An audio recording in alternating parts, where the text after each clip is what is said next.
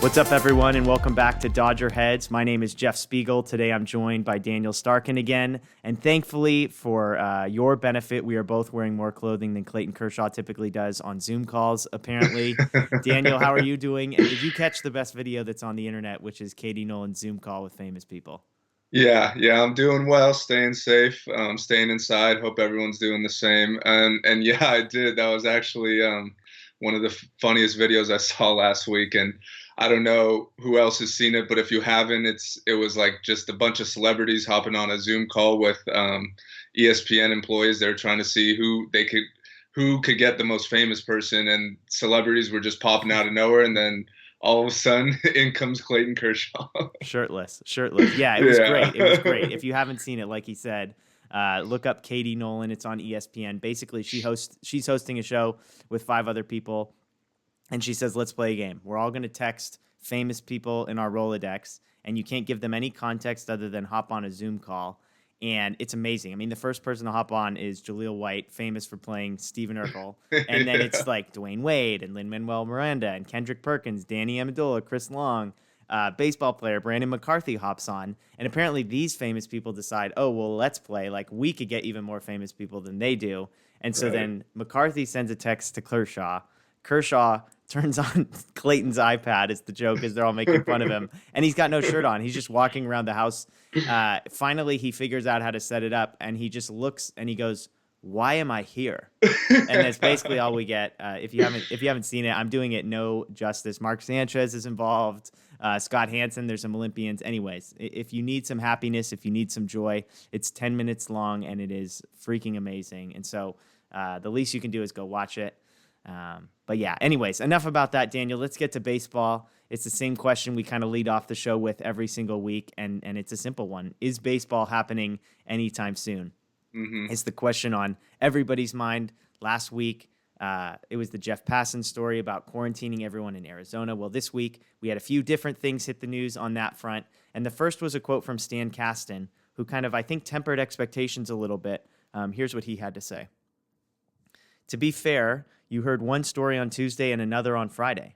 You have now heard about 1% of the things they are contemplating. Really, I would not put anything into any of those reports other than to say, sure, that's being considered. Also, 98 other things are being considered. That's the truth. And I don't know which of any of them is where we will land. As Dr. Fauci said, the virus will tell us. We don't know yet when it's going to be safe to get back to work. We don't know if that involves fans or not. For me to say anything different to you or our fans would not be truthful. The truth is we just don't know. We're doing our best, we're getting the best information we can, and we're doing the most with it. But at the end of the day, we still just don't know. To say we have it narrowed down to even a large group of options would not be accurate.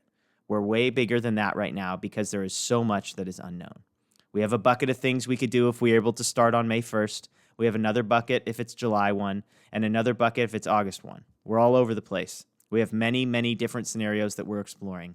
Now, all the research that we're doing and the background checking we're doing, it'll all be important whenever we get a go-ahead. Again, that's Stan Kasten, Dodgers president and CEO. And so for me, it's like the headline here is we don't know anything, right? We don't know anything. Right. And Kasten doesn't even mention this, but if you're on DodgerBlue.com, you can read it. There's a story where Alex Wood is quoted as saying like, hey, I don't have kids. I'm up for whatever. I'll go to Arizona if they want me to. But like, I don't think all the rest of us would be showing up. There's people that would have issues with this. And so, you know, it's kind of a negative, pessimistic story in a lot of ways, but it seems realistic. And I don't know what we do with this.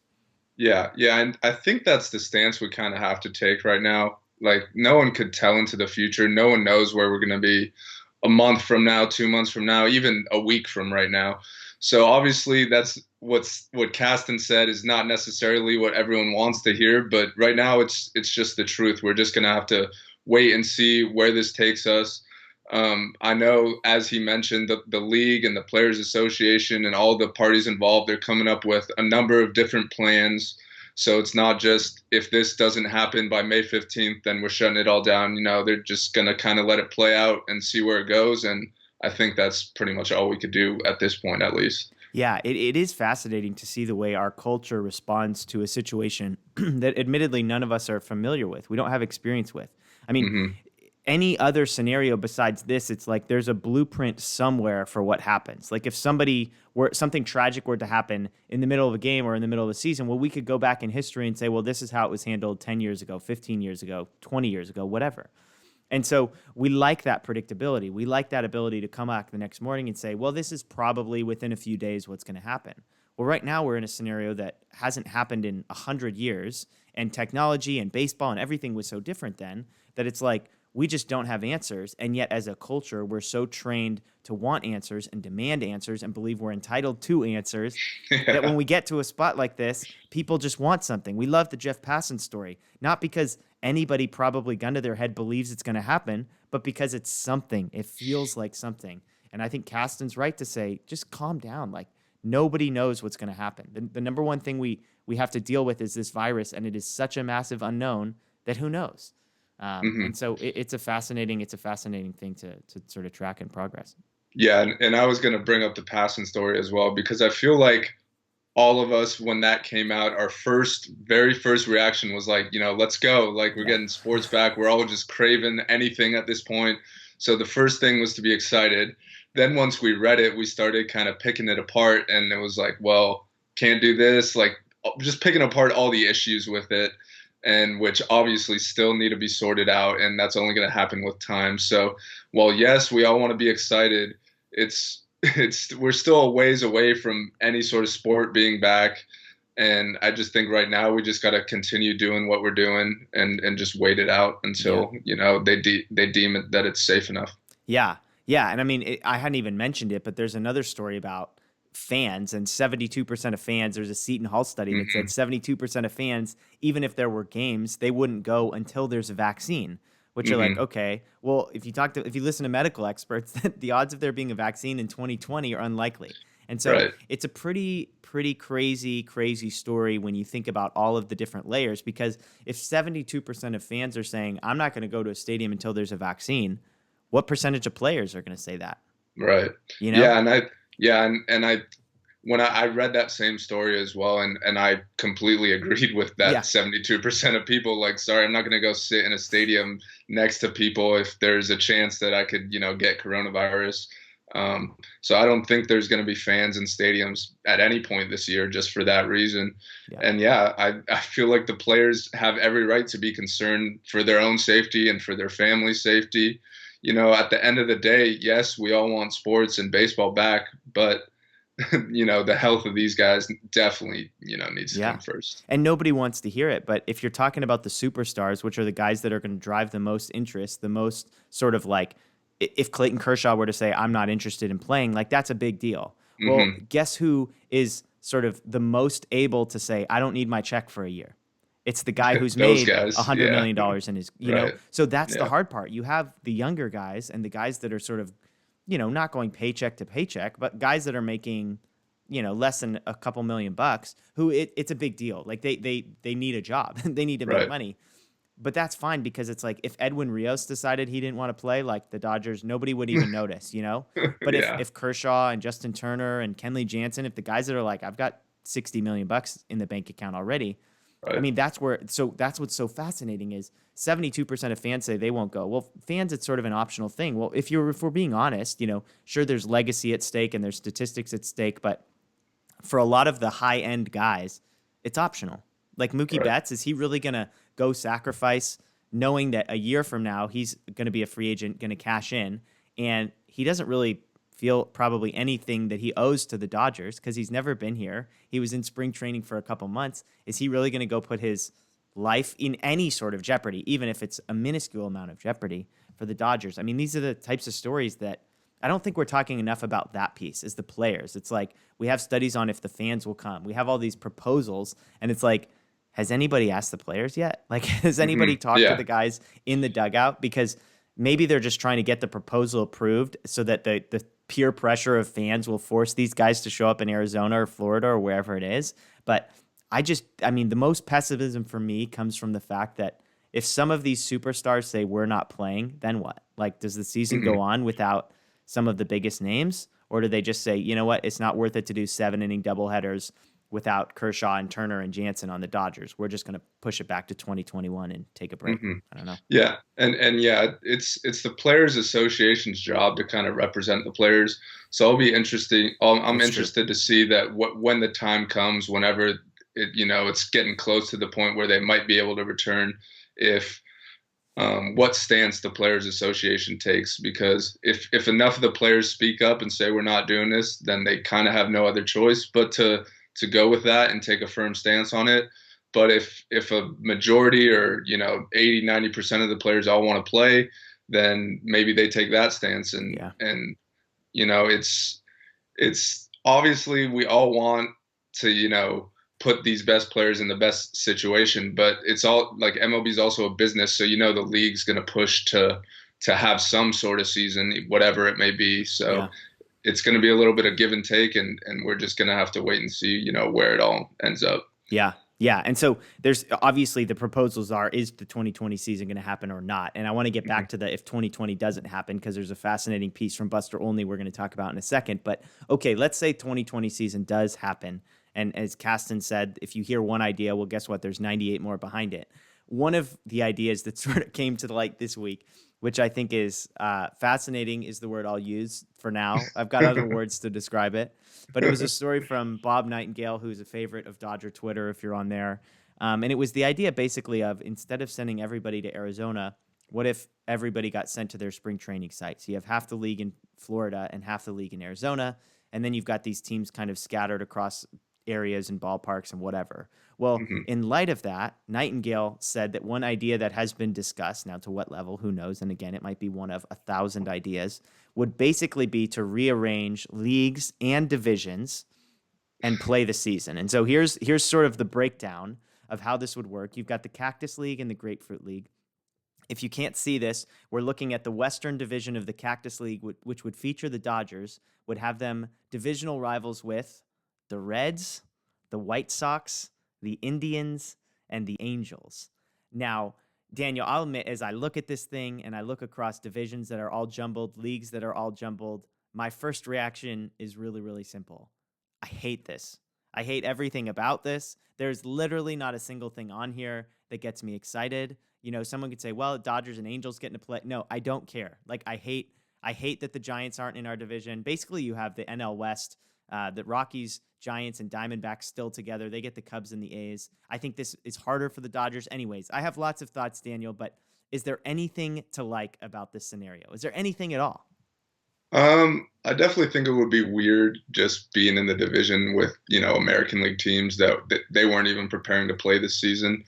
Um, and I agree with you that the Dodgers' division in this scenario is definitely better than what the NL West would be this Right. year.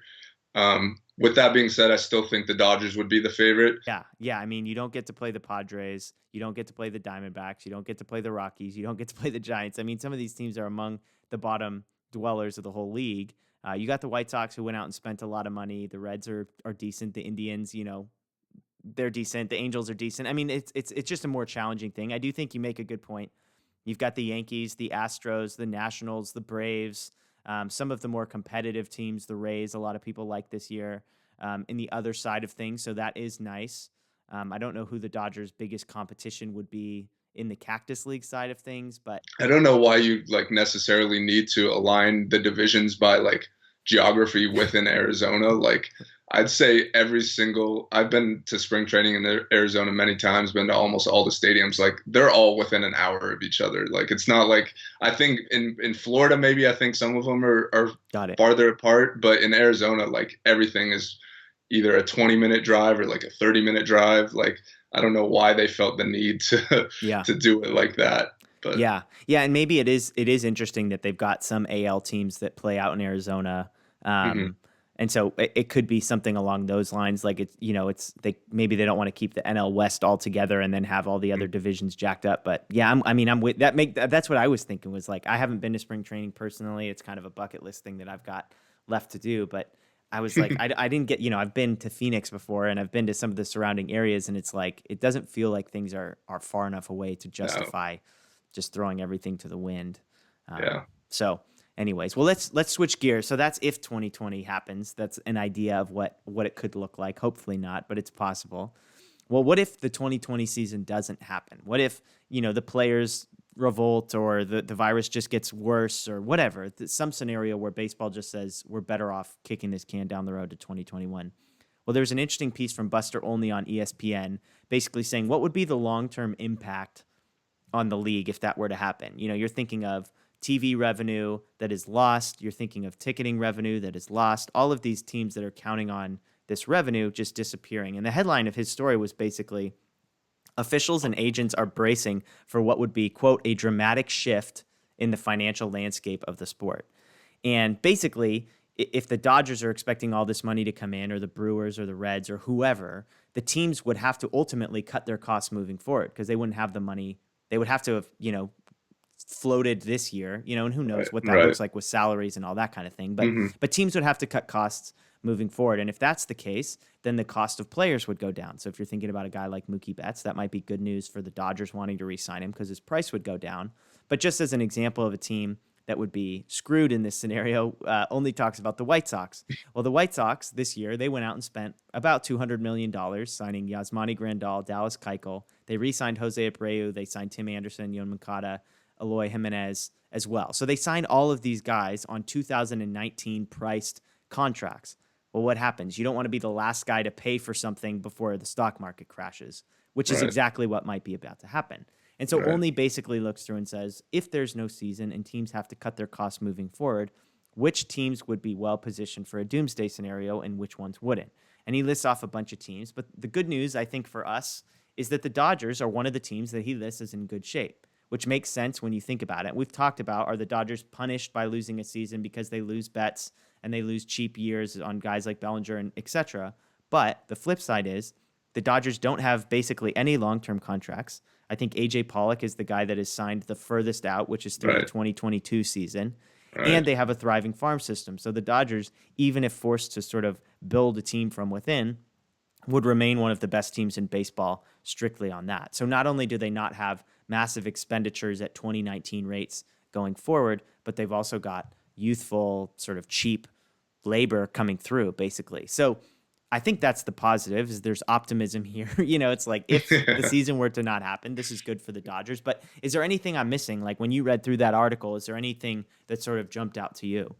No, yeah. I think once you get past like the part that sucks for the Dodgers, which would be the guys like Mookie, Turner, Jock, Kike, I think Pedro Baez. I'm not sure if I'm forgetting anyone. Those guys would all be free agents. So it's possible we've seen the last of some of those guys in a Dodger uniform, or in Mookie's case, we haven't even seen the first before we see the last.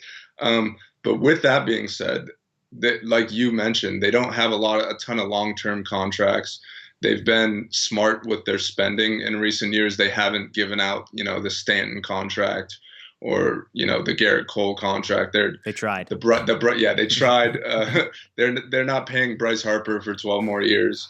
So I do think long term it would be a benefit to them compared to some other teams, just because of how financially responsible they've been, and also they're a big market team. So as soon as games start back up, they're probably going to sell them all out, just because everyone's going to be stoked for Dodger baseball. Yeah. So I do think long term, it doesn't benefit anyone, but I think it, helps the Dodgers more than most other teams. Totally. Yeah, absolutely. And, it was funny. On Facebook, a guy named Barry Hardin submitted a question and said, hey, can you give Mookie Betts a contract soon? And it was funny as I was reading this story, I was like, that would be a fascinating thing. The Dodgers are the math guys. They're always weighing the pros and cons. Right. As you're looking at a season that might be canceled, I wonder what Mookie Betts would do. I wonder what the contract conversations would be if Friedman called him today and said, hey, let's talk, because realistically, Mookie probably has to understand I'm not going to get the dollar number that I thought I was going to get, almost assuredly, unless things get way better. And so maybe he just grabs cash now and says, I'll just take the guaranteed contract for a slightly discounted rate. And the Dodgers say, we'll just lock it in now. And it's an interesting one. But, you think about other things too. Like you have teams like the White Sox who are going to be so highly leveraged and with so many dollars on their books moving forward. some of those guys are going to have to be sold at a discount because it's like, Right. They just can't afford to pay these guys. And so again, it's not only that the Dodgers would be well positioned internally, but they'd also be well positioned externally to be able to say, Right. okay, we can afford to pay Mookie Betts because we don't have a $40 million guy on our Exactly. roster. Or they would be able to just go out and say, hey, we'll take your contracts, we'll take your 2019 price, superstars basically, Exactly. and sort of absorb them in there. So it is an interesting concept. It's something to sort of keep an eye on, but I was fascinated. I hadn't thought about sort of the way that this would impact salary caps and spending. Yeah, And everything. there's so many factors that like people aren't even considering that like it's just crazy to even think about. Totally. Thank goodness we have people like Buster Olney, who is so desperate to write Yeah, articles right. every week. It's like, going on MLB pages right now and looking for news is hilarious. It's like Tim Kirkjian reimagining past events, and like it's pretty Yeah. it's pretty funny content out there. So It's either like past events or like video game simulations. oh my gosh, the video game simulations. I know. It's like, man, I remember in 7th grade, me and my buddies would get out like the old wrestling thing and we'd all simulate various wrestlers. It's like, wow, here we are in 2020 as adults, basically doing the same thing all over again. Seriously. Cool. Well, let's get out of here on one last note, a fun note, I should say. Last week we talked about Justin Turner's home run derby proposal. Basically, if the season gets super weird and we start doing shortened games or expanded rosters or whatever it might be, that rather than having to deal with the extra inning games that would tax some of these rosters, what if we played 10 innings and if there's still a tie, each team would pick 3 players to send to the plate for a 3-person aside home run derby? You and I had a conversation. Who would be the 3 we would pick? We talked about Jock. We talked about Bellinger. I realized neither of us even mentioned Mookie Betts as a possibility. I realized that too. So, but who's the third, right? Is it Jock and Bellinger? Is it Mookie? Is it Muncy? Is it Seager? Is it Turner? Is it my sleeper pick, Edwin Rios? We had some options out there. But this week, I was wondering, well, how does that group stack up against some of the other teams in baseball? So I did a little bit of research. I know you did a little bit of research. Yeah. We're going to get to the Yankees. The Yankees are absolutely loaded when it comes to a 3-man home run derby. This is for their benefit, assuming perfect health, which is a massive asterisk in this entire thing. But aside from the Yankees, who are some of the teams that jumped out to you as far as if they had to pick their 3 best home run hitters they could throw out there? Yeah, other than the Yankees and Dodgers, I wrote down 4 other teams. Okay. And I'm just going to get the Astros out of the way first just because so we could just be done with them. Yeah. They would have probably Bregman, Springer, and maybe Yordan Alvarez, which that's pretty solid for a home run derby. Then I wrote down the Braves because they have Acuna, Freddie Freeman, and then probably Marcell Ozuna, which that's a solid trio as well. And then the Twins with Josh Donaldson, Nelson Cruz, and Miguel Sano. And then I finished with the Cubs with their big 3, Bryant, Rizzo, and Javi Baez. Yeah. So I mean, I might have forgot a few teams, but those were the ones that stood out to me. Now, so as you look at those 3, I've got the same ones written down. I've got a couple other teams on here: the Cubs, Twins, Braves, and Astros. It's funny to look at these. It's like, oh yeah, Marcell Ozuna's on the Braves, and oh yeah, Josh Donaldson's on the Twins. It's like I had to look these things up. But looking at those 4 teams, I think the Cubs. I've got even Kyle Schwarber's a guy they could throw in there instead of Baez as just a masher. So that's probably the one that would scare me the most: Rizzo, Schwarber, and Bryant. Right. Acuna, Freeman, Ozuna is nice too. I mean, how do you see those? Are there any of those groups that you said, hey, if the Dodgers found themselves in an extra inning game, you'd be a little bit worried?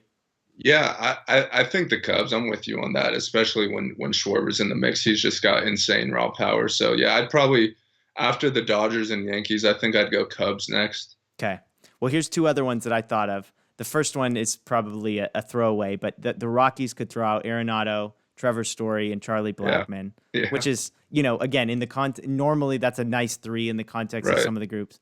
Here's an interesting one: the Angels, Trout, Rendon, and Ohtani. And Ohtani, I thought about that. Yeah, I thought about them as well. They would have been, if I added one more team, they would have been next on the list. Yeah, because I think like Mike Trout himself said, like Ohtani has like the most raw power on the team and hits the ball the furthest in batting practice. So yeah, I'd probably add the Angels to that mix as well. Well, and let's get to the Yankees because the Yankees are the nastiest. And I think, you've got Stanton, you've got Judge. Those 2 are written in ink.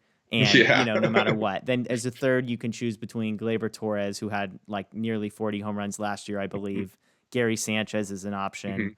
I'm sure they've got two other guys that I'm not even thinking about who'd probably just mash the ball. Luke Voigt. Yeah, exactly. I mean, like, so yeah, that guy, that guy is jacked. That guy is jacked. Yeah. I mean, is there anybody? Are they just in a league of their own? Do you think when you get those three Probably. guys? I think maybe the Dodgers guys could keep up with them just because we've seen what Jock could do Yeah. in a home run derby. Cody was pretty good as well. I'd put the Yankees above them probably, but I think the Dodgers could definitely compete. I don't know if it's we don't even know exactly what it would be, whether it's outs or swings or whatever. But I think the Yankees are number one. One of the reasons I love just this idea is because you've got a guy like Jock Peterson who, this is a Dodger show, so we're going to talk about Jock Peterson. We're going to remember fondly the home run derby and that kind of thing. Right. But Jock Peterson is, he hit a bunch of home runs last year, so maybe this is a bad example. But if you ask people to name the top 15 home run hitters in the league, he's not on the top 15. No. And yet, if you said, hey, we're going to do a home run derby, anybody who knows what they're talking about would have to include him. And so part of me wonders who are the other Jock Petersons out there on other teams that you and I aren't familiar with. And like, who are the guys? There's definitely guys out there that we're not thinking of that just have insane BP power. Like even you mentioned Edwin Rios. Like there's not a single person other than a Dodger fan that would even know who he is, let alone mention his name in this.